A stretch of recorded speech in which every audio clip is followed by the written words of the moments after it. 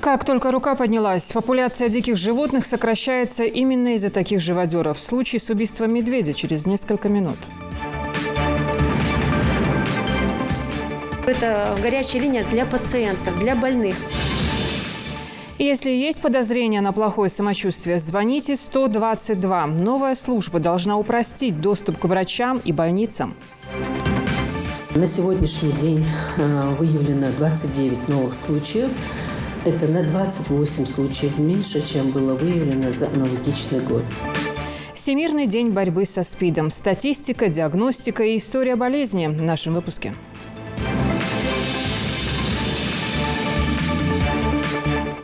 Вот третью неделю сейчас репетируем. Вроде хорошо получается. Есть немного моменты сложные для детей. В Малгобеке идет подготовка ко Дню неизвестного солдата. Его мы отметим уже завтра.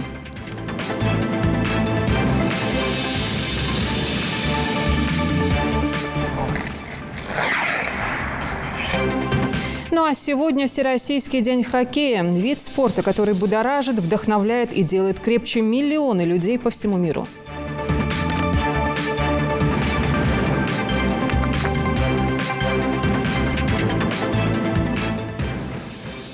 Здравствуйте, это новости 24.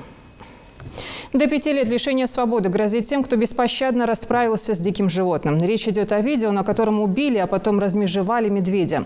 Жестокие кадры появились в интернете и вызвали мгновенную реакцию пользователей. Сейчас этим происшествием занимаются правоохранительные органы. Но добавлю, что бурых мишек в Ингушетии осталось всего 70 особей. Муслим Ганиев с подробностями.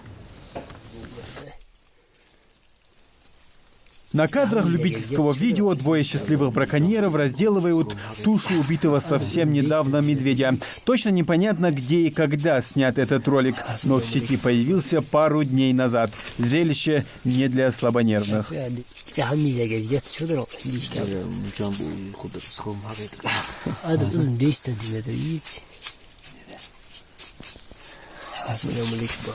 Слой жира косолапый явно накопил перед зимней спячкой. Сейчас как раз тот период. Но животное вместо теплой ямы для зимовки угодило кому-то в котел на ужин. Причем законно охотиться в этот период в пределах Ингушетии можно только на птицу и копытных животных. Каких именно, разъясняют в Минприроды Ингушетии. Охота, она вот расписана по видам. В первую очередь открывается в августе месяце на пернатую дичь.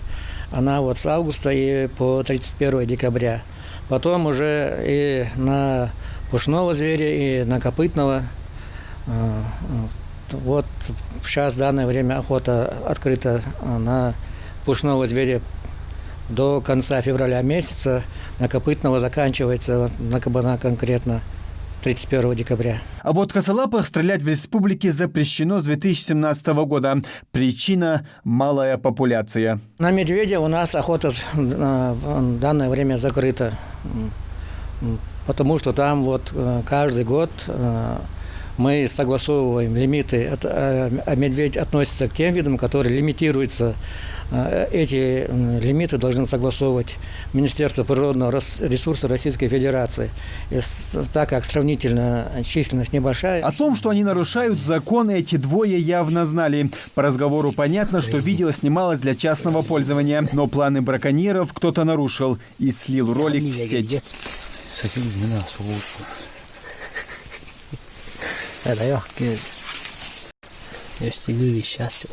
Точно неизвестно, при каких обстоятельствах застрелен медведь. Ясно лишь одно – сделали это наши земляки. Если выяснится, что это происходило на территории республики, то стрелявшим грозит серьезное наказание, вплоть до лишения свободы. Отстрел этого медведя, он как бы является особо крупным ущербом, особо крупного размера, поэтому это уже как бы карается по статье 258 Уголовного кодекса РФ. И там до миллиона штраф и где-то около 180 тысяч иск за незаконную добычу. Там же еще и отягчающие моменты, там очень много факторов учитывается. Там это вот предусматривает статья до 5 лет заключения. Так что неизвестно. Такое серьезное наказание браконьерам грозит из-за малочисленности зверя в Ингушетии. Здесь обитает только один вид медведя – бурый. На сегодняшний день, по данным Минприроды, число косолапых – около 70 особей. А значит, каждое убийство животного – это серьезный удар по их популяции. Именно из-за этого они под защитой государства. Муслим Ганиев, Майрбек Миржоев, Новости 24. В случае заражения коронавирусной инфекцией жители России смогут вызывать скорую помощь по единому телефонному номеру 122. Он позволит централизовать звонки в колл-центрах субъектов, организовать оперативную маршрутизацию заразившихся в поликлинике, станции скорой помощи или другие службы. Репортаж Дианы Дударовой. 27 ноября в Ингушетии создана горячая линия 8800 для оказания помощи больным коронавирусом. Это событие совпало с запуском единого трехзначного бесплатного номера по всей стране. Теперь не нужно запоминать и набирать много цифр, чтобы получить помощь и информацию по ковиду. Отныне достаточно набрать короткий номер 122 – единая горячая линия по вопросам коронавируса. Специалисты центра будут фиксировать данные и жалобы пациента, а вопросы к больному сократили до минимума. Любой житель нашей республики, у которого есть любые вопросы к нам, связанные с темой ковид, я имею в виду в плане лечения, обследования, диагностики, не связанные с тестированием, обращается по телефону 122, попадает в единый колл-центр. Запускают единую горячую линию по коронавирусу в Минздраве в присутствии представителей медучреждения. Заместитель министра подробно рассказала коллегам о специфике работы колл-центра. Этот проект запущен по всей стране по поручению президента Владимира Путина. Звонки на 122 будут оперативно обрабатываться специалистами и направляться в поликлиники, станции скорой помощи или другие службы. У меня просто будет убедительная просьба к нашим жителям. Почему делаем акцент, что это горячая линия для пациентов, для больных. На вопросы, связанные с сдачей ПЦР-анализов, связанные с направлением на КТ-исследования, вы можете обратиться по номерам, которые размещены на сайтах, информационных ресурсах медицинских организаций. На эти вопросы вам ответит просто регистратор. Почему делаем на этом акцент? Мы просим убедительно не загружать линию 8800. Всего в регионе открыт 31 ковидный центр. Собравшимся напоминают, телефоны ковид-бригад амбулатории, в свою очередь, должны работать строго с 8 утра до 20 часов, включая выходные и праздничные дни. Чтобы ваши врачи всегда были на связи, чтобы ни один звонок не прошел мимо, чтобы ни один человек не смог пожаловаться, что он не дозвонился и не получил от нас профессиональную помощь. Работа колл-центра позволит значительно уменьшить время ожидания на линии. Также в рамках встречи медикам сообщают приятные новости. С завтрашнего дня ковидных больных, находящихся на амбулаторном лечении, обеспечат необходимыми лекарствами. Для пациентов станут доступны коагулянты, противовирусные, кроворазжижающие препараты. Эти препараты будут выдаваться строго пациентам, которые у нас находятся на амбулаторном лечении. Не те, кто где-то заболел и где-то знакомый посоветовал ему, что надо получить данный препарат. Нет. Уважаемые жители республики, уважаемые земляки, для того, чтобы получить этот лекарственный препарат, вы должны обратиться в ковид-амбулаторный центр по месту вашего жительства по номеру телефона 122, который привязан к единой горячей линии здравоохранения Республики Ингушетия, именно для пациентов, которые находятся на амбулаторном лечении. Процедуру получения лекарств Минздрав старается упростить, чтобы они дошли до пациента сразу же с выезжающей бригадой. И лечение начали незамедлительно. Обеспечить жителей препаратами планировали еще раньше, но в Ингушетии, как и во многих других регионах, произошли небольшие задержки. Всего для республики на эти цели выделено 19 миллионов. Схема не одни, 86 субъектов Российской Федерации, которые все вместе начинают закупать препараты. Небольшие задержки, конечно, были в плане того, что где-то чего-то не хватало, но они были в оперативном порядке, посредством Минпромторга разрешены. И сегодня мы получили уже препараты в достаточном количестве. Я думаю, в течение месяца у нас не должно быть проблем по выдаче этих лекарственных препаратов. Хотя поступают лекарственные препараты на больший срок и на определенное количество лиц. Волонтеры-медики также не сдают позиции. Они с самого начала пандемии продолжают оказывать поддержку врачам и больным. Волонтерский центр готовит 150 активистов для помощи в амбулаториях. Они будут обзванивать больных и заполнять чек-листы вместо участковых врачей. Это максимально разгрузит медиков. Работа заключается в том, чтобы вести мониторинг пациентов, которые заражены коронавирусной инфекцией и находятся на амбулаторном лечении, то есть дома. Волонтеры обзванивают пациентов, узнают об их состоянии. Если их настораживает что-то, либо поступают жалобы от самих пациентов, они передают их непосредственно врачу, закрепленному за этим участком. Прежде чем завершить совещание, медики сами попробовали дозвониться до колл-центра. Правда, попытки не увенчались успехом. Работа системы еще налаживается. Разработчики обещают, до конца недели горячая линия заработает в бесперебойном режиме. А пока призывают граждан набраться терпения и набирать номер повторно. Также ожидается, что в будущем по номеру 122 можно будет не только вызвать бригаду скорой или врача на дом, но и дистанционно оформить больничный лист, доставку лекарств по рецепту, получить предварительную консультацию специалиста и решить другие вопросы по коронавирусу. Диана Дударова, Магомед Дидигов. Новости 24. Со следующего года правительство расширит грантовую поддержку для агропромышленных комплексов. Новый инструмент господдержки предназначен для представителей малого бизнеса, которые работают в сельской местности более 2 лет. Максимальная сумма гранта составит 30 миллионов рублей. Средства господдержки разрешается направлять на приобретение или строительство новых объектов для производства, хранения и переработки сельхозпродукции, на комплектацию этих объектов оборудованием, сельскохозяйственной техникой и спецтранспортом. Кроме того, грант можно будет потратить на закупку животных, птицы и рыбопосадочного материала. Порядка 30 сертификатов получили вынужденные переселенцы из Чечни и Северной Осетии, которые вот уже на протяжении нескольких десятков лет проживают в стесненных условиях. Сертификаты на приобретение жилья вручили в региональном Миннаце. Это стало возможным благодаря реализации госпрограммы обеспечения доступным, комфортным жильем и коммунальными услугами. Напомню, что всего с начала 2020 года жители получили порядка 340 сертификатов. Эти люди очень долго ждали из-за того, что не было финансирования. И на сегодняшний день проблем с финансированием нету. На миллиард сумму мы более 300 человек обеспечили жилищными сертификатами. Этот год у нас завершается. И на следующий год у нас ожидается финансирование. Не менее, чем в этом году будут выделены нам на эти цели более миллиарда рублей. Узнай свой статус. Регулярно нам напоминают о том, что необходимо вовремя пройти обследование и проверить себя на разного рода серьезные инфекции. Сегодня Всемирный день борьбы со СПИДом. Эта болезнь с нами давно, ее невозможно вылечить, но люди приноровились жить с таким диагнозом. О серьезности проблемы заболевания синдромом иммунодефицита говорит статистика. Амина Бокова с подробностями. Проблема, о которой нельзя молчать, но не принято говорить в обществе. На сегодняшний день, по данным Всемирной организации здравоохранения, 38 миллионов людей во всем мире живут с подтвержденным диагнозом СПИД-ВИЧ. Из них около 36 миллионов – взрослые и более 1,5 миллиона дети до 14 лет. В России заболевших 1 400 000. Количество новых случаев по сравнению с прошлым годом у нас меньше. Объясняется это тем, что мы живем сейчас во время пандемии COVID-19, и этот вирус диктует нам свои условия.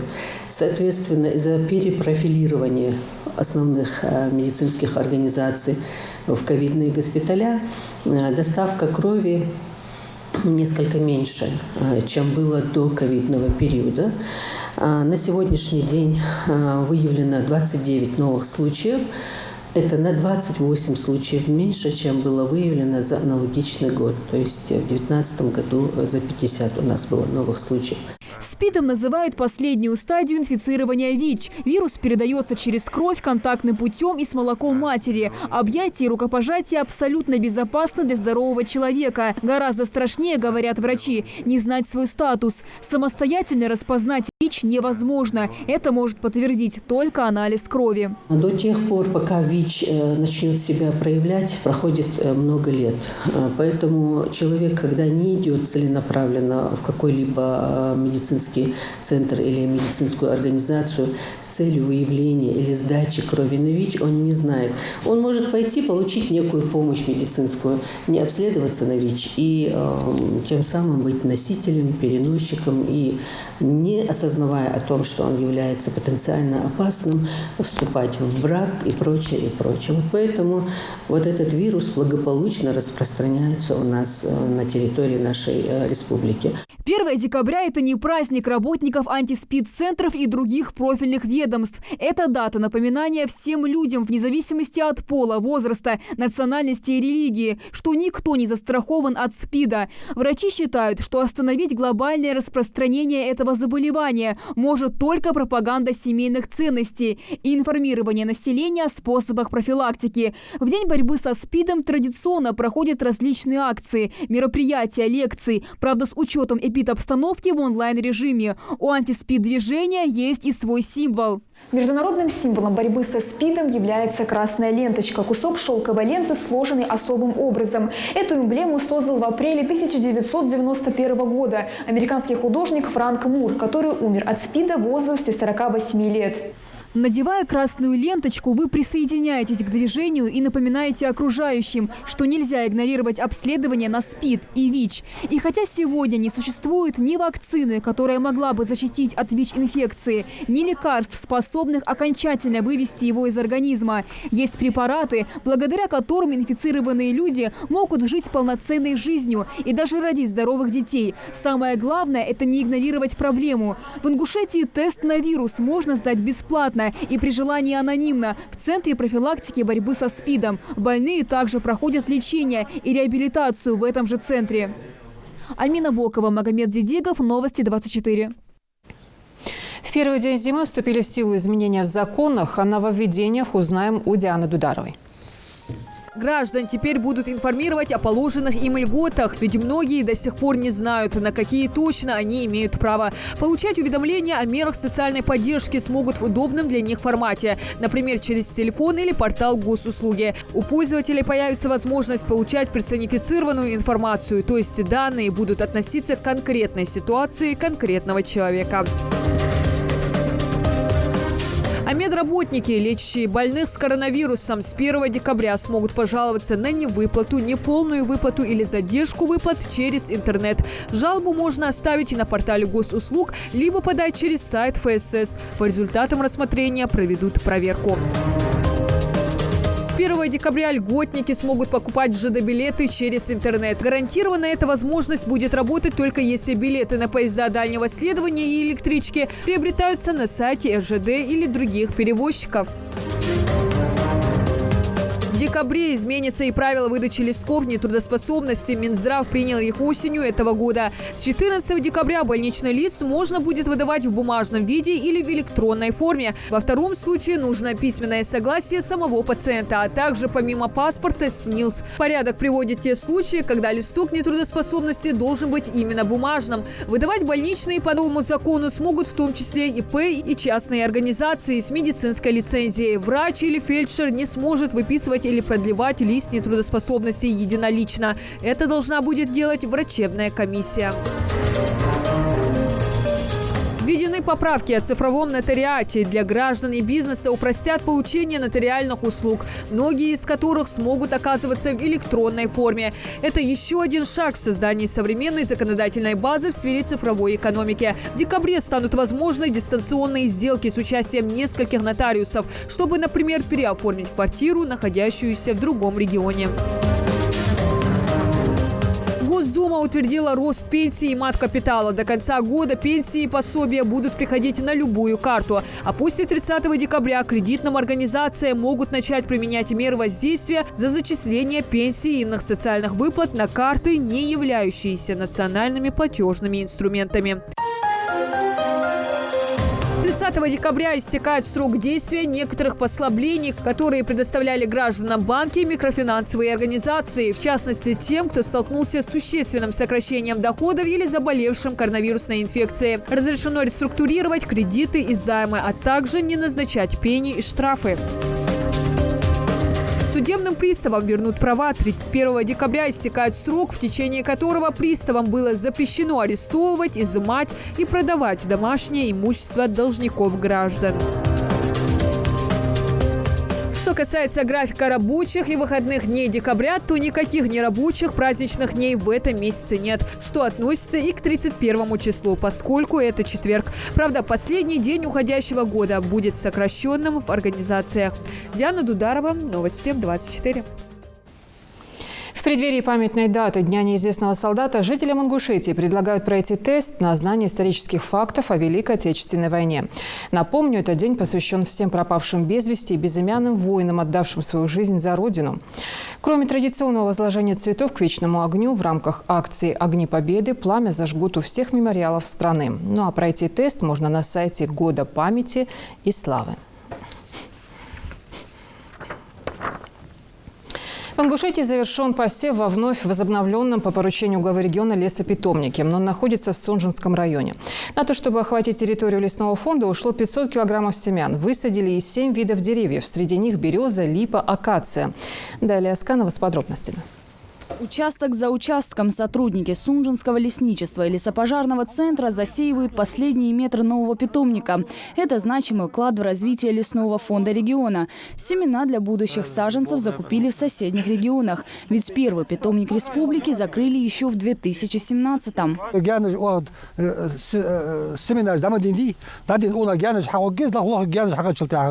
О климатических условиях, климатических условиях, да и проживаемость региона. Так, цена архаи, нальчики, старые полярхаи, проживаемость холцер. Семена засеяны в 2 питомниках на территории Назрановского и Сунжинского лесничеств. Для этих целей выделены участки по 1 гектару. Изначально планировалось засеять семена 3 видов деревьев – ясень, красный дуб и лен. Они считаются лесообразующими породами в регионе. Но кроме них в питомниках будут разводить еще акацию, березу и липу. При озеленении городов у нас практически нет своего питомника в республике, поэтому хоть какое-то, чтобы подспорье было, мы решили дополнительно уже сами посеять и эти породы. Прежде чем начать посев в питомниках, пришлось очистить территорию от пней и кустарников. Землю вспахали, барановали и культивировали. Большая часть семян собрана лесниками. Их засеяли только после проверки качества. Восстановить питомник поручил глава республики. Ингушетия до сегодняшнего дня являлся единственным регионом, в котором не было своего лесопитомника. Эти 2 временных лесопитомника на площади 2 гектара. Здесь и в следующем году мы планируем увеличить площадь лесопитомника до 7 гектаров. Уже через 2 года мы будем уже видеть результат. И надеемся, что при 50% выходе будет 75 тысяч сеянцев. Такая погода – самое благоприятное время для посева семян. Их сеют глубиной в 10 сантиметров, чтобы не склевали птицы. А территорию питомника еще нужно огородить забором. Далее Асканова, Адам Гулоев, Магомед Дидигов. Новости 24. Как грамотно вести бизнес? Семинар для предпринимателей на тему оптимизации налогообложения прошел в центре «Мой бизнес». В нем приняли участие порядка 20 человек, большинство из которых представители малого и среднего предпринимательства. Цель – привить налоговую грамотность, научить предпринимателей использовать их законные права, льготы, освобождающие от уплаты налогов или позволяющие выбрать наиболее выгодные формы предпринимательской деятельности. У субъектов малого и среднего предпринимательства, которые работают по системе налогообложения, которая называется ЕНВД, то есть единый налог на вмененный доход, возникают определенные изменения в работе с начала Нового года. То есть если мы до конца года не проведем просветительскую работу и не объясним людям, какие изменения их коснутся, то это сулит им нарушениями и, соответственно, целиком полностью подрывает вообще необходимость существования таких организаций, как и налоговые службы, и консалтинговые агентства, и центры «Мой бизнес». То есть наша задача заключается в том, чтобы координировать субъекты малого и среднего предпринимательства для того, чтобы все работали в рамках закона. Также в ходе семинара участникам рассказали о новых требованиях, которые предъявляются при регистрации юридических лиц, индивидуальных предпринимателей и крестьянско-фермерских хозяйств. В регистрациях поменялись бланки. Поменялись бланки и требования оформления этих бланков. И там конкретно каждый бланк будет иметь уже другую форму. Некоторые вопросы там опущены. Например, не надо заполнять адрес места проживания учредителя или лица, имеющего право без доверенности действовать от имени юрлица. Но конкретизирован адрес местонахождения юрлица, адрес регистрации и местонахождения юрлица. В Малгобеке идет подготовка ко Дню неизвестного солдата. Его мы отметим 3 декабря в память о тех, кто не вернулся из боя. Отдал жизнь за близких и незнакомых людей. Ну а в каком формате пройдут мероприятия, расскажет наш корреспондент Тамара Хашагульгова. Носок вытянуть, а не задирать его вверх. Оттачивать кремлевский шаг юноармейцы начали почти месяц назад. Четкость и синхронность исполнения достигаются упорными тренировками. Например, как сегодня. От вытянутого носка до земли не меньше 20 сантиметров. Этот сложный шаг остался еще с царских времен. У нас 2 караульных, 2 сменщика и 1 разводящий. Вот. У детей получается. Мы 3-ю неделю сейчас репетируем. Вроде хорошо получается. Есть немного моменты сложные для детей, которые у них еще надо оттачивать. Несение караула – это в первую очередь выполнение боевой задачи, а значит требует от личного состава точного соблюдения всех положений устава. Об этом в юнармии знают уже по личному опыту. Ахмат Хадзеев на подготовке пытается показать максимум, чтобы уже на генеральной репетиции не подвести своих напарников. Мы, юнармейцы, несем вахту около могилы неизвестного солдата. Командир вместе со своими участниками уходит и сменяет караул. И уводит второй. Возглавит церемонию заступления в караул пост номер 1 у могилы неизвестного солдата ребята уже 3 декабря. Кстати, идея создать этот пост в Ингушетии появилась не случайно.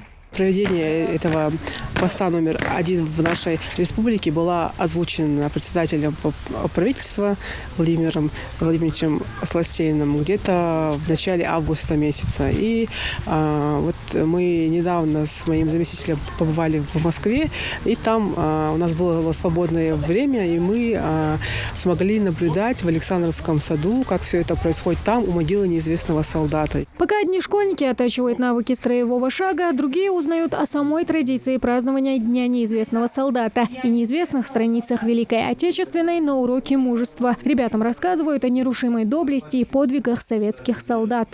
Думаем, что да, эта война была давно, эта война как бы минула нас. Да нет, вот знаете, что вот чем дальше уходит время, тем как-то более мы осязаем на себе дыхание этой войны.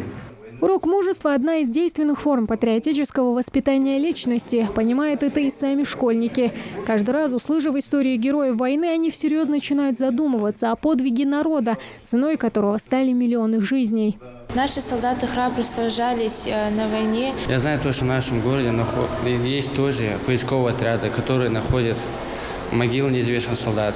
Кстати, жители и гости города Воинской Славы смогут принять участие в акте памяти. Пост номер 1 заступит в караул 3 декабря в 9 утра. Торжественная церемония продлится 3 часа. Тамара Хашагульгова, Магомед Шаухалов, Новости 24.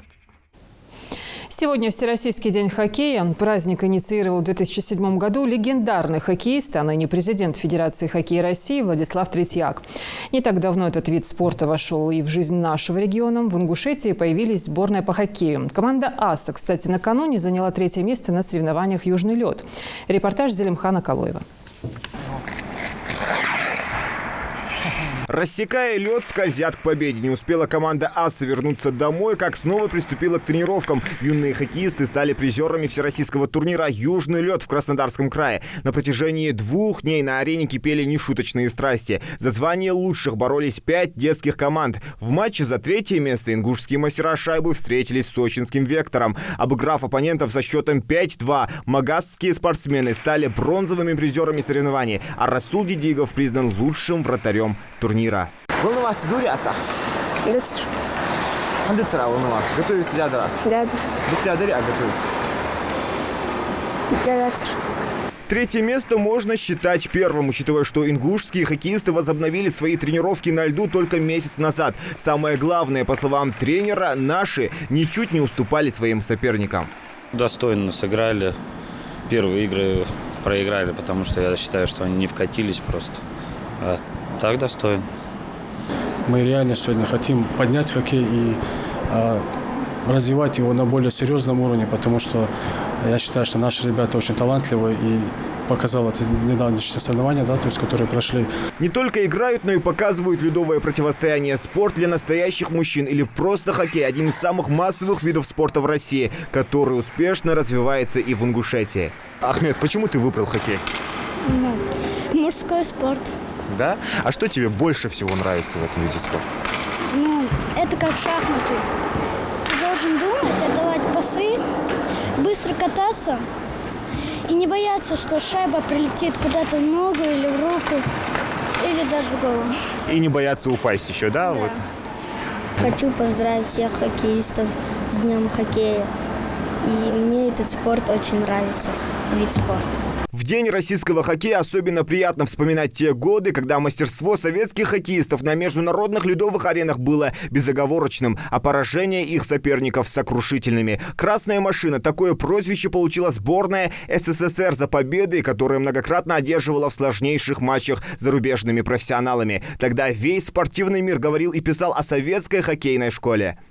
Хоккей играют настоящие мужчины. Трус не играет в хоккей. Достойную хоккейную смену в нашей стране продолжают готовить в лучших традициях советской спортивной школы. В Ингушетии сразу две кузницы чемпионов по хоккею – Эрзи и Башла. История красивого и в то же время сурового спорта началась в регионе 6 лет назад. За это время отсюда выпустились десятки профессиональных хоккеистов, которые живут с девизом «В хоккей играют настоящие мужчины». «Магаз» – еще одна хоккейная команда Ингушетии. Впервые громко она заявила о себе, став чемпионом Кубка Рагулина 2017 года. Тогда юные хоккеисты разгромили всех оппонентов и взялись заслуженный трофей. 3 противостояния и 3 победы. Набирает ход. 1 на 1. Мальсагов бросок в дальнюю девятку. 8-2. Хоккеисты уже повзрослели. Некоторые из них тренируются и выступают за другие команды страны. Другие же и вовсе ушли из спорта. Сейчас тренеры набрали новых ребят и учат их мастерству на льду. Все зависит от детей в любом случае. Мы им даем все для этого, но больше зависит от них. Как они себя проявляют, так у них все и получается. Сейчас команды упорно тренируются и оттачивают свое мастерство на льду, чтобы снова окунуться в хоккейный ритм. А между тем тренерский штаб обещает за короткий срок подготовить ингушскую красную машину и разгромить оппонентов. Зелимхан Калоев, Магомед Белакиев, Новости 24. Спортсмен клуба «Кушт» Амирхан Ярыжев стал чемпионом Кубка России по пауэрлифтингу. Эта победа пополнила его копилку достижений. Он также многократный чемпион России и Европы. Сегодня Амирхан поделился мастерством с начинающими. Продолжение в сюжете. Вот выбрасывай, вытягивай. Локти сжимать и сжимай локти. Ноги уперто ходить, хайкуешь, пол упереть и ляг. Новоиспеченный чемпион Кубка России по пауэрлифтингу дает мастер-класс юным воспитанникам клуба «Кушт» и показывает технические приемы правильного выполнения упражнений на скамье. Заметно, что ребята слегка в растерянности, допускают ошибки, которые тут же исправляют под чутким руководством именитого спортсмена. Есть люди, которые вот на скамье виляют просто, из-за того, что неправильно ложатся и как бы не упираются ногами. Но это травмоопасно, да? Конечно, травмоопасно, да. Надо четко лечь, четко поставить ноги на пол и сжать ровненько, чтобы что-то не повредить себе. Здесь важны силовые показатели, а троеборьем этот вид спорта называют потому, что в число соревновательных дисциплин, помимо жима лежа, в него входят еще приседания со штангой на спине и становая тяга. Они в сумме и определяют квалификацию спортсмена. Выделиться и стать лучшим в этом виде спорта снова получилось у Амирхана Ярыжева. В 41 год он в весовой категории до 93 килограммов стал победителем открытого Кубка России по пауэрлифтингу, который проходил в Белгороде. Это троеборье. Там акцент делается в приседе, в жиме и в становой. Общая сумма складывается, у кого больше, тот и выигрывает. Но у меня самая максимальная сумма обычно в большинстве случаев бывает 680, 685 и меньше бывает по-разному, как подготовился к соревнованию. Со мной соревновалось в моей весовой категории было 7 спортсменов. Так получилось, я стал первым. Успех нашего чемпиона на всероссийском чемпионате сподвиг и местных ребят записаться на секцию пауэрлифтинга, отмечает Магомед Мусаев. Ребята выезжают, показывают хорошие результаты. Вот пример тому Ерыжев Амирхан, который вот недавно приехал с соревнований, Кубок России у него был, он стал победителем Кубка России. До этого Кубок Европы выиграл, еще ранее выиграл чемпионат мира. В общем, большие результаты у него по своему направлению. К своим громким победам Амирхан относится скромно. Он 4-кратный чемпион России, 3-кратный чемпион Европы и мира в 2 весовых категориях. Количеству кубку спортсмена можно только позавидовать. Он способен в жиме лежа осилить штангу весом в 210 килограмм. Работая с железом, есть большая вероятность повредить мышцы. Избежать таких последствий ему помогают ежедневные тренировки. Адам Мережков, Магомед Белкиев, Новости 24. Следите за новостями на канале Ингушетия и до встречи в эфире.